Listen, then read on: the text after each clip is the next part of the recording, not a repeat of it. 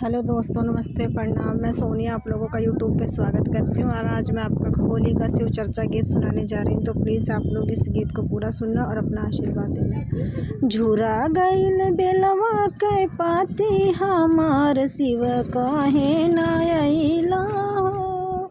झूरा गईल बेलवा के पाती हमार शिव काहे ना अइला हो।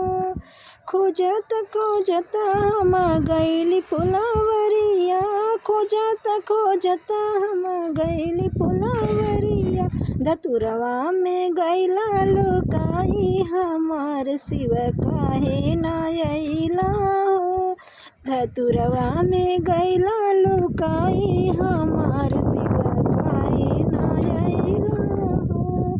झूरा गइल बेलवा के पाती हमार शिव काहे ना अइला हो।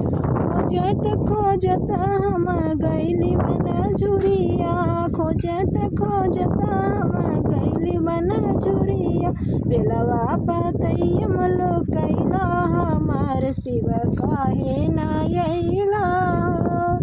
बेलवा पतैया लुकैला हमार शिव काहे ना अइला हो।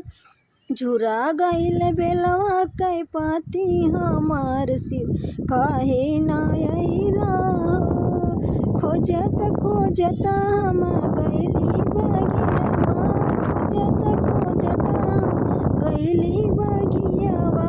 भंगिया में गइला लुकाई हमार शिव काहे ना अइला हो। भंगिया में गइला लुकाई हमार शिव काहे ना अइला हो। झुराई गइल बेलवा के पाती हमार शिव काहे ना अइला हो। झुराई गइल बेलवा के पाती हमार शिव काहे ना अइला हो।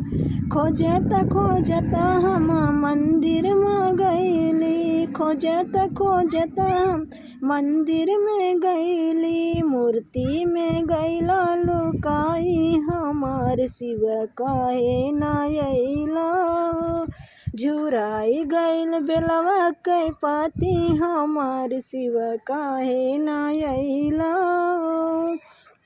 खोजत खोजत हम गइली तीर्थ नगर, खोजत खोजत हम गंगा तीर गइली। जलवा में गइला लुकाई हमार शिव काहे ना अइला हो। झुराई गइल बेलवा के पाती हमार